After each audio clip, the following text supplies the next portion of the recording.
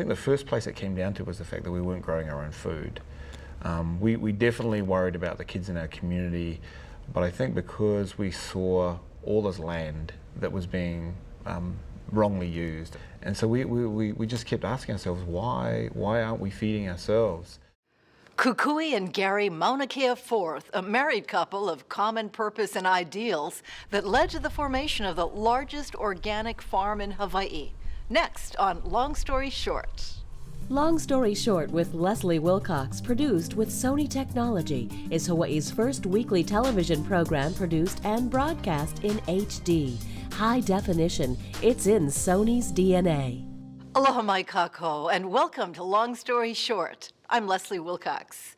The Waianae coast is home to Mala'ai-Opio, or Youth Organic Farm, Ma'o for short. It's the creation of Kukui and Gary Maunakea-Forth. Today, nonprofit Ma'o Organic Farms grows more than 25 types of certified organic fruits and vegetables in Waianae's Lualualei Valley, and it supplies some of Hawaii's most celebrated restaurants and natural food stores. Ma'o Farm's innovative internship program also nurtures and supports the training and college education of young adults as future farmers and leaders in the community. A love of sport and travel set in motion the union of Kukui, a native Hawaiian raised in Nanakuli, and Gary, a former banking industry employee from New Zealand. He first came to Hawaii to play rugby in the late 1980s. The couple forged a partnership to help rejuvenate the Waianae Coast community.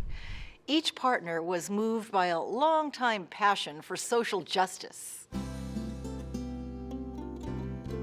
I guess growing up, New Zealand is a sort of, I guess we're an alternative lot, a little bit feisty and a little bit, we like the underdog. And so as a kid growing up, New Zealand went nuclear free back in, probably 30 years ago. So I grew up that as a kid, and then New Zealand plays a lot of rugby against South Africa. So during the end of the apartheid years, there was a lot of politics going on in New Zealand. So that stuff sort of sobered me, I guess, to the realities of the world. So, coming to Hawaii, I didn't have, I thought I was coming to paradise, and I did. I mean, it is paradise, but there's obviously a few social issues going on here that I didn't know about, and I think the rest of the world doesn't know about. And so when I got here, I started to get to 23 to 24, and I thought I'll go back to university. And so I had some friends in the rugby team here, and I ended up going back to the University of Hawaii for both undergraduate and grad school, and it was probably the best thing I ever did.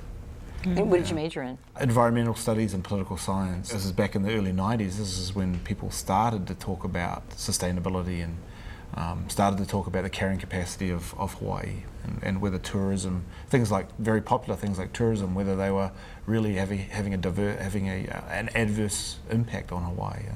Was your interest in social justice, is that what took you out to Waianae? Is that how you found your way out there? Yeah, I think it was in grad school and I got a job working in Waianae, which was not a social activist type of job. It was an ecotourism type of job. But I've been going out to Waianae before that because I like to surf, and I was surfing Makaha. I got to know Eric Enos fairly well, and I went to the taro farm quite a lot. And then a couple of guys in their rugby team used to box, and Waianae's got a great boxing club. So we used to go and watch them box in Waianae. And where did yours and Kukui's paths cross? I was working for an organization that did, community development projects. And I remember knowing her fairly well, but really getting to know her through some community visioning sessions where she kind of called me out at a meeting. I remember sort of clearly that I was part of a group that was advocating ecotourism on the Waianae coast. I think she asked me a question like, what is this going to do for our coral reefs? Do you remember that? Yeah. You called him out. I did. Many times. Yeah, so it was a good question. But definitely what we connected on were some of the things that was going on in the community at the time. And I couldn't quite wrap my mind around some of the issues. We were going through this, momentous growth as a community. We were struggling a lot with, youth, educational attainment for youth. We going through a lot of things, around the aina, about the exploitation and sort of coming from that history of sort of anti-development on the Waianae coast, it just seemed like we had a lot in common in terms of how we were speaking about how people and place needed to be reconnected. And, the experiences that he talked about early on, it sparked my imagination. Well, Gary was growing up in New Zealand. What about your upbringing? I grew up on Hawaiian homestead land. Our growing up was wonderful. We were one of the first homesteaders in Nanakuli. I think my grandmother moved there in 1931. And so, many of the things that she had gone through in growing her own family and her own household was within the context of growing a brand new community. And because of her mana'o and mana as a kupuna, she was a native speaker. She was, she was well acquainted with la'au lapa'au, with Hawaiian medicine, with, all the practical things too of how to plant, how to harvest and cook, how to really live off of the land and live with very little. And so I was able to, growing up with her, I was able to capture some of that in my learnings and in the way that I develop. I think it's a very different place now, from what it was before, but I think some of the elements are definitely there, that it wouldn't take that much, to really reconnect the community. And I think it starts with the aina, I think that's what sort of the forces that brought us together was that idea of appreciation. And I know Gary hasn't sort of mentioned it yet, but he comes from a rural town that where farming and growing food is a wonderful occupation. And, and I sort of, had that similar experience of being very close to the food and close to the land.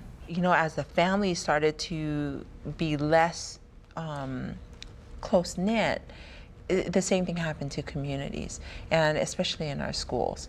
And so our school was the same thing. I couldn't believe that in my last year there, we didn't have Hawaiian language because they would not, allocate budgetary funds. And here you were with, a whole school full of Native Hawaiian students and Hawaiian homestead community. And a Hawaiian homestead community and no Hawaiian language, and that was very hurtful. Having had that in my own family and with my own grandma, and if she had been alive at the time, she would have been the first to be there and going, this is not pono, this is not right. And so when the opportunity came to sort of, question what had happened in the Hawaiian experience, we sort of came out and started to say, hey, we have to do something as community people. And, I had just started having my children then, and so that was definitely, it was burning, and I had a lot of questions. And right around the same time, I discovered this wonderful link that I had with some wahine at UH, Mililani Trask and Haunani Trask and Lilikalaka Me'elihiva. And I was lucky enough to pass right around the same time that they were organizing community around saving lo'ikalo, making sure, the olelo was taken care of. I mean, it was an exciting time. I think people came into my life that helped me to mold this person that's sitting here with you today, Kukui and Gary Maunakea-Forth spent more than 3 years in collaboration with friends and community members formulating the essential touchstones that would become Ma'o Organic Farms. In the face of Waianae's generational poverty, 2 main objectives emerged: growing food for self-sufficiency and empowering the area's at-risk youth. Both of these goals were to be achieved through the perpetuation of the Hawaiian culture. I think the first place it came down to was the fact that we weren't growing our own food. We definitely worried about the kids in our community, but I think because we saw all this land that was being wrongly used. I mean, Lualua Naval Base, 7,500 acres is still used by the military, and the base is really closed. And so we just kept asking ourselves, why aren't we feeding ourselves? And then we dug a little bit deeper, and one of our friends is a soil scientist, and it turns out that the soil in Lulule Valley is one of the most unique and nutrient-rich soils in the world. And we didn't know that, and kids in our community weren't taught that. And they'd been taught that, you know, Makaha is a great beach, and we have beautiful oceans, and we should be proud of our water, and we should be proud of our culture and heritage. But the connection to the land had been severed. And we still, to this day, there's kids that come up to the farm that have never been up into the valleys. Now that's because some of the valleys are off limits. And so I think that's where it started. And then, you know, definitely as our kids started to get a little bit older and go through the same problems that other kids were going through, our connection to what kids in Waianae and what kids in rural Hawaii are going through started to just, you know, really sort of slap us in the face. You know, the idea that a good public education is very difficult to get in Hawaii. Is that where you thought about fusing the two needs? Yeah, we looked at the community, and Kukui at the time in 1990 was working for the census, and then in 2000 she worked for the census after 10 years. And you can tell that story better, but I remember her coming home and going like, wow, things have got definitely worse in 10 years. And telling stories like, you know, a family in a cul-de-sac all sharing the same power with extension cords going from house to house. That's right, you go door to door and you really see people and look at how they live. What were the differences? And they were friends that I had grown up with. They were very poor, but you would never have known that. And because, and they were super smart. And I believe that one of them went on and got a master's degree. But they were very poor. And then to see the next generation so disconnected, and then, you know, poorer than poor. The porch leading up to where the doorway was, when in the old home, had been demolished. And they were basically just using like a little step stool to climb up into the house. And then no icebox. They had coolers all outside full of food, and the children were going in there to go get their food. And just dozens of electrical cords coming from, you know, from another neighbor's home, and I guess for emergency or whatever. And still till today, you know, we see people living in garages, multiple families, you know, being told to leave, told to come. You know, it's just crazy. I don't know. Kukui and Gary Maunakea-Forth talked with young people about the aina and its importance culturally, historically, spiritually. The couple drew upon the assistance of elders such as Uncle William Aila Sr. and other community collaborators to help run the Ma'o organic farms. We didn't want to just grow food and eat it ourselves. We wanted it to be highly marketable because, you know, when we analyzed our community, the state of poverty was multi-generational.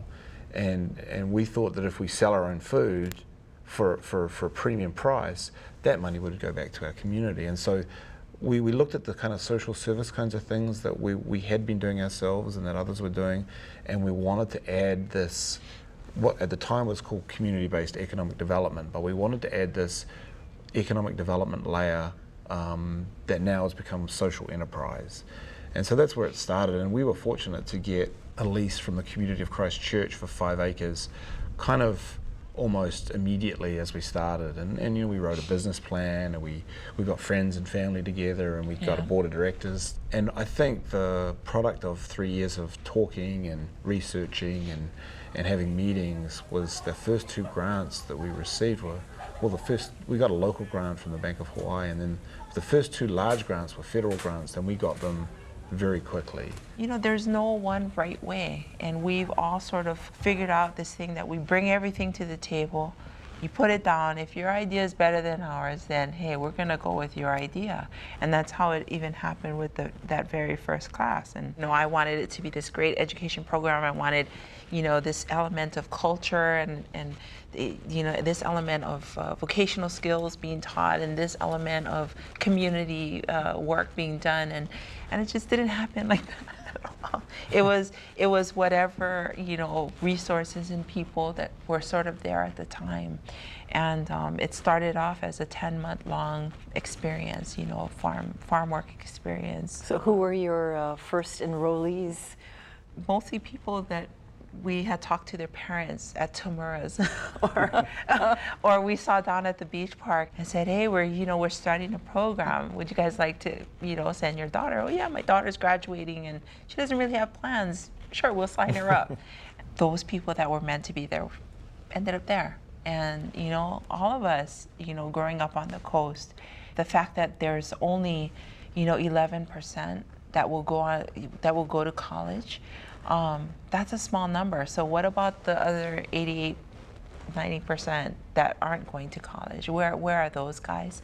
And you know, we thought long and hard about who we wanted to have this opportunity and to have this experience. And it was really those that were going to become the leaders. So this 18 to 24-year-old Waianae or Nanakuli graduate that had a desire to do something different and to connect with not only the culture, but with a future in the community. Almost every young person that has been in touch with Ma'o, and this is pretty much the condition of the Waianae Coast, you know, the federal government calls them at risk.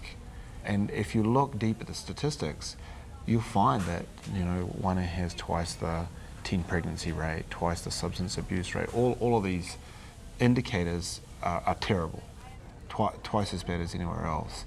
And so most of the kids that come have issues at home or within their own lives that they've got to deal with. On top of that, you know, we're told in this society that if you go and get a college education, you can get ahead in life. You know, you can get your American dream. Most of the kids coming out of the public schools in the state of Hawaii and in Waianae are what's termed remedial. So in the first year of college, they generally can't take 100 level classes. So what it does is add a whole year to their college experience. And so they have to pay for that college. They have to somehow find the resources to get through college. And so they have to be highly motivated.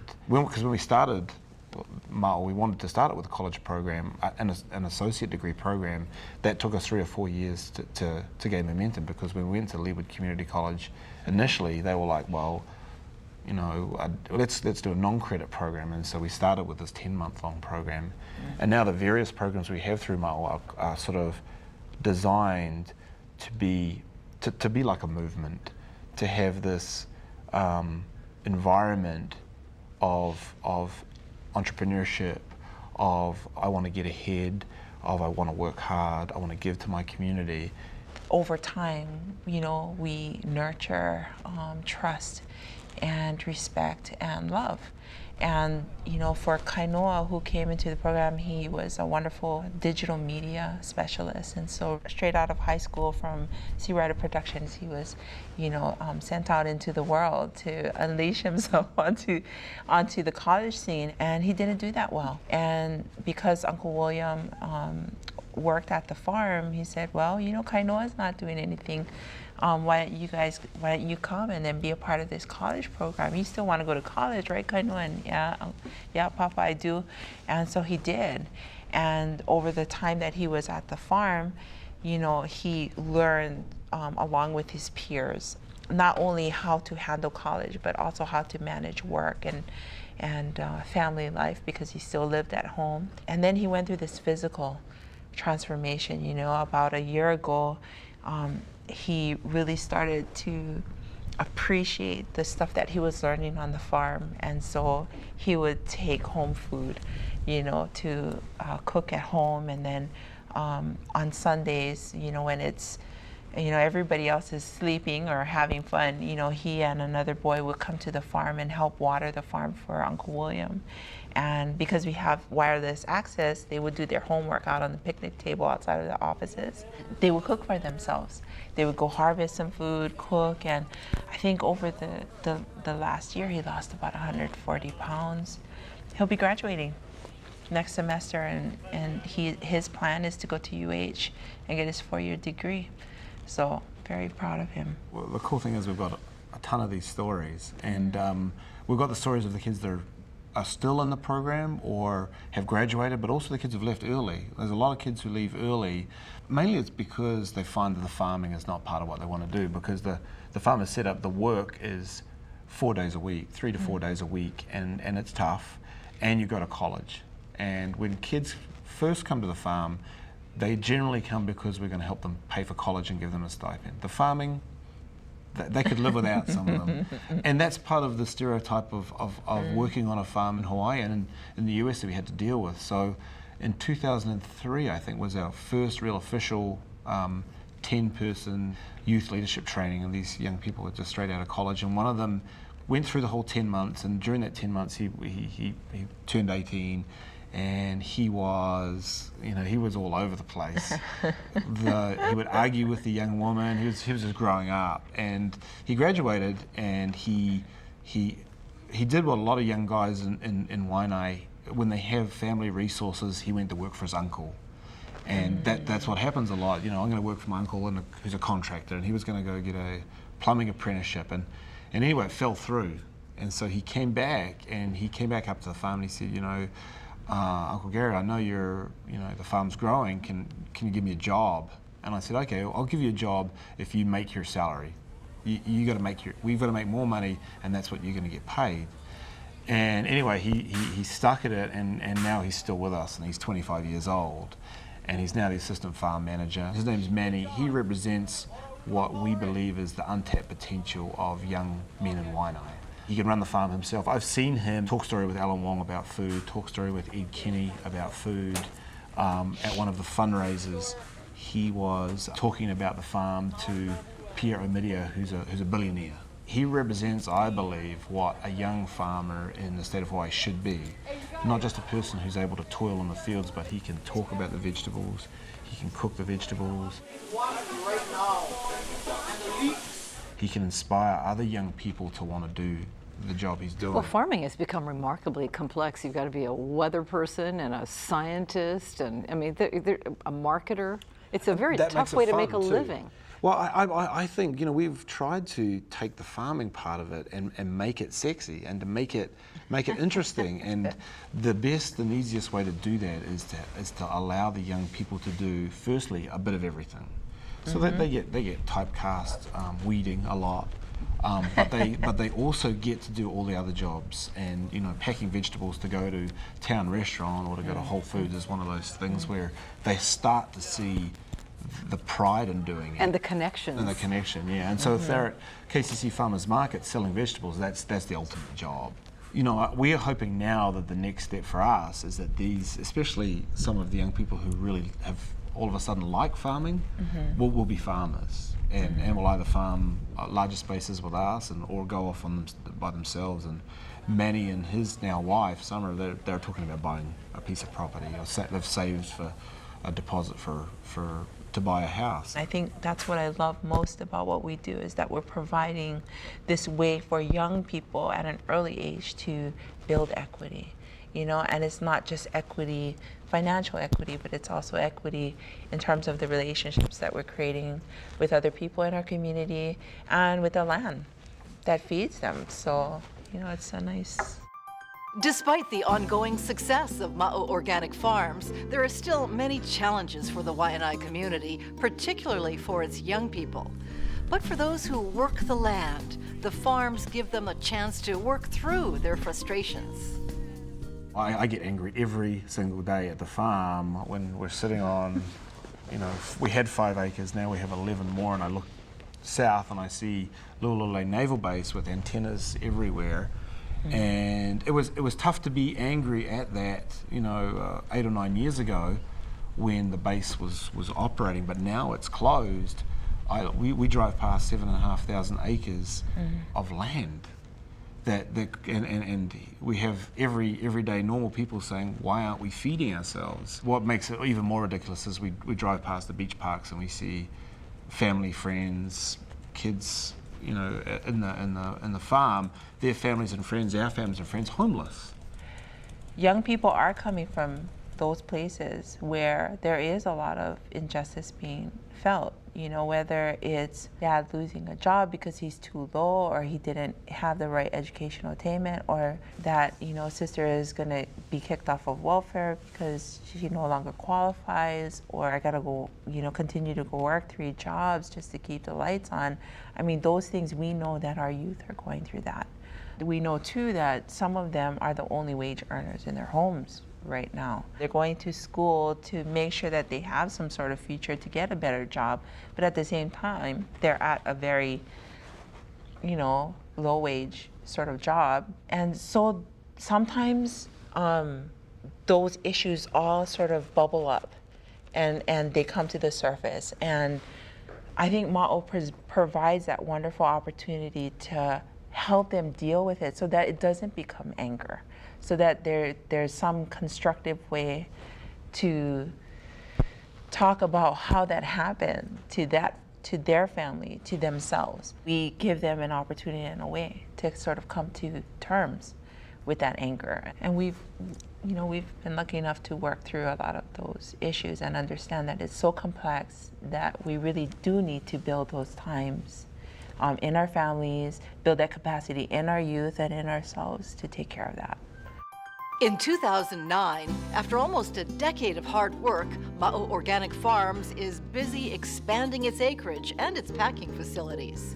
Kukui and Gary Maunakea-Forth's social enterprise is not only enriching the lives of young people, it's setting a standard for sustainability in Hawaii's future.